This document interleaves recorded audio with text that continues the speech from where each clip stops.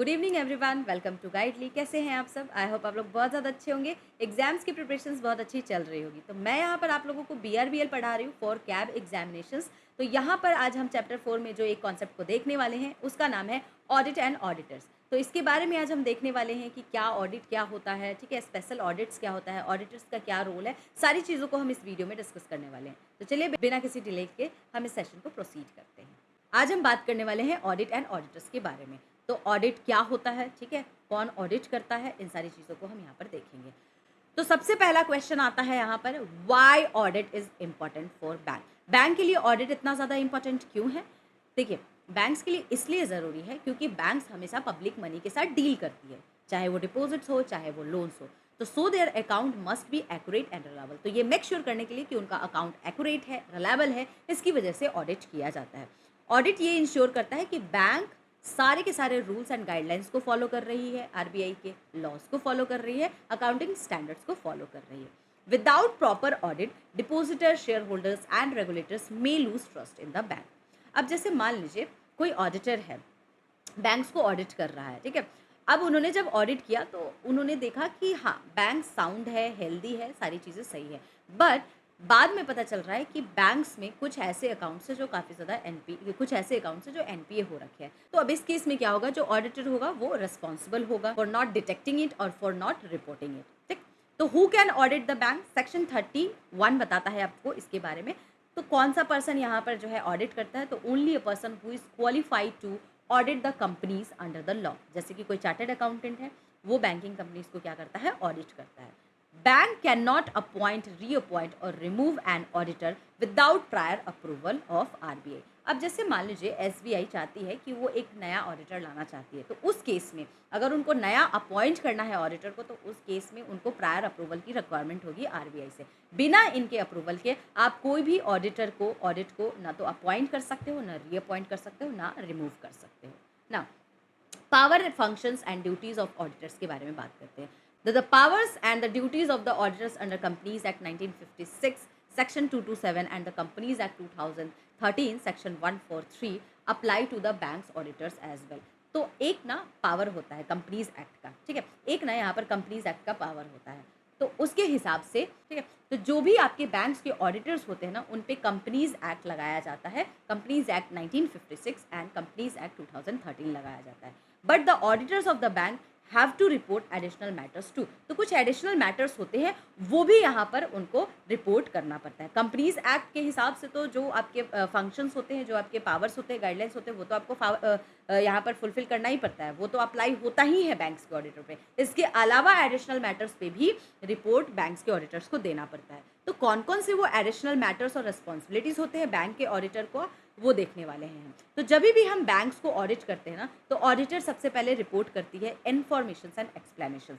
तो information and explanation में आप ये प्रोवाइड करते हो कि वेदर बैंक ने सारे रिक्वायर्ड इन्फॉर्मेशन करेक्टली आपको प्रोवाइड किए हैं कि नहीं, वेदर इट वॉज सेटिस्फैक्ट्री और नॉट। लीगलिटी ऑफ ट्रांजेक्शंस, ठीक है, as per the banking regulation act, आप ये यहाँ पर रिपोर्ट करते हो। ब्रांच के रिटर्न कैसे हैं वो आप रिपोर्ट करते हो। ट्रू प्रॉफिट पिक्चर्स, क्या प्रॉफिट एंड लॉस हुआ है, ठीक है, तो ट्रू और फेयर पिक्चर्स जो बैंक्स के प्रॉफिट लॉस का होता है वो यहाँ पर ऑडिटर रिपोर्ट करता है। एंड अदर मैटर्स को भी यहाँ पर रिपोर्ट करता है। यानी कि अगर ऑडिटर को लगता है कि कुछ चीज़ें, कुछ अदर इश्यूज हैं जो शेयर होल्डर्स को जानना चाहिए, तो उसको भी यहाँ पर ऑडिटर क्या करता है? रिपोर्ट करता है। अब जैसे मान लीजिए कि एचडीएफसी बैंक है, तो यहाँ पर ऑडिटर ने देखा कि एचडीएफसी बैंक का एक ब्रांच ऐसा है जिसने अपने रिपोर्ट को ही सबमिट नहीं किया है, या कोई बैंक है जिसने आउटसाइड लीगल पावर कोई ट्रांजैक्शन किया है, तो अपने लीगल पावर के आउटसाइड जाकर के कोई ट्रांजैक्शन किया है। तो इस तरीके का अगर कोई इशू आता है तो यहाँ पर ऑडिटर क्या करता है? अपने ऑडिट रिपोर्ट में इसको मेंशन करता है ताकि शेयर होल्डर्स को भी इसके बारे में पता हो ना। ऑडिटर्स की रिस्पॉन्सिबिलिटी क्या होती है बियॉन्ड प्रोमोटर्स? तो नॉर्मल कंपनीज में आप देखोगे कि ऑडिटर्स जो है सिर्फ प्रोटेक्ट करते हैं किसको? शेयर होल्डर्स एंड प्रोमोटर्स को। लेकिन बैंक के केस में क्या देखते हो? ऑडिटर किसको प्रोटेक्ट करती है? तो डिपॉजिटर को भी प्रोटेक्ट करती है, पब्लिक को भी करती है, और जितने भी शेयर होल्डर्स हैं। क्यों? क्योंकि बैंक्स हमेशा पब्लिक मनी को डील करता है और हैंडल करता है, इसीलिए, ठीक है। तो अगर ऑडिटर सर्टिफाई करता है कि बैंक का बैलेंस शीट साउंड है, ठीक है, और बाद में ये पाया जाता है कि बैंक तो इंसॉल्वेंट है क्योंकि due to some hidden problems, हो सकता है कि उन्होंने अपने एनपीएस को ना दिखाया हो और सिर्फ प्रॉफिट और प्रॉफिट ही दिखा रहा है, कोई XYZ बैंक है, तो उस केस में कौन रिस्पॉन्सिबल होगा? तो मैंने आपको बताया है कि ऑडिटर यहाँ पर फिर रिस्पॉन्सिबल होता है। RBI enforcement action framework 2018।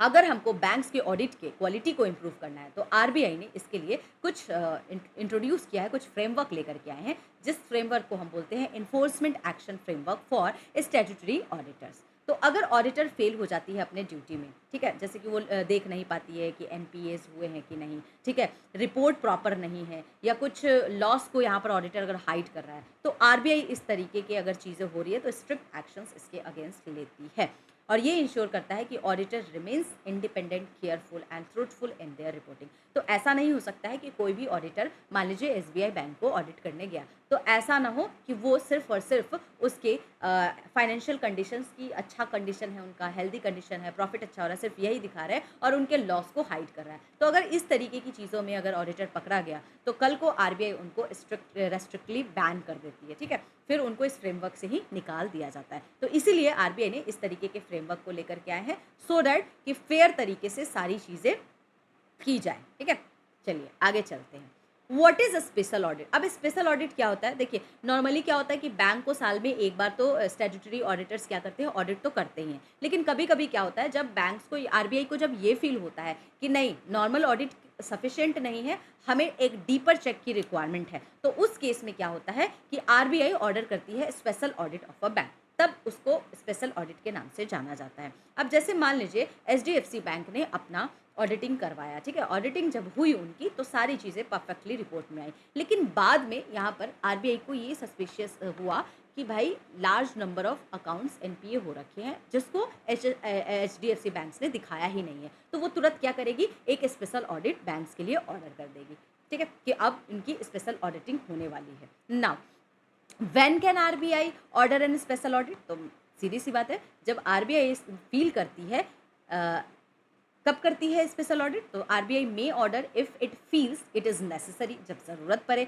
जैसे कि in public interest, in the interest of the bank और in the interest of the depositor, जैसे अभी मैंने आपको एक एग्जांपल में बताया। Now what can the special audit cover? तो स्पेशल ऑडिट में क्या क्या होता है, क्या क्या कवर किया जाता है? तो सारे अकाउंट्स को भी चेक किया जा सकता है, या कुछ ट्रांजेक्शन्स जहाँ पे आरबीआई को सस्पिशियस लग रहा था वही ट्रांजेक्शन्स यहाँ पर ऑडिट किया जाता है। तो it may be some specific time period, तो 6 महीने के लिए हो सकता है, या कुछ स्पेसिफिक टाइप्स ऑफ लोन्स और ट्रांजेक्शन्स के लिए भी हो सकता है। Who does the special audit? तो आरबीआई यहाँ पर एक अपॉइंट करती है क्वालिफाइड ऑडिटर्स, जो कि स्पेशली क्या करती है, स्पेशल ऑडिट ही करती है, या आरबीआई डायरेक्ट बैंक्स को कहती है कि जो भी उनका एग्जिस्टिंग या आरबीआई डायरेक्ट जो भी बैंक से एग्जिस्टिंग ऑडिटर होती है उनको, या आरबीआई जो भी बैंक्स के एग्जिस्टिंग ऑडिटर होती है उनको डायरेक्ट करती है कि आप यहाँ पर स्पेशल ऑडिट करो। Reporting of the special audit, तो ये जो रिपोर्टिंग होती है स्पेशल ऑडिट की, वो किसको होती है? तो डायरेक्टली ऑडिटर यहाँ पर सबमिट करता है अपने स्पेशल ऑडिट रिपोर्ट को, किसको? आरबीआई को। Copy must also be given to the bank, और उसकी कॉपी बैंक को भी प्रोवाइड की जाती है।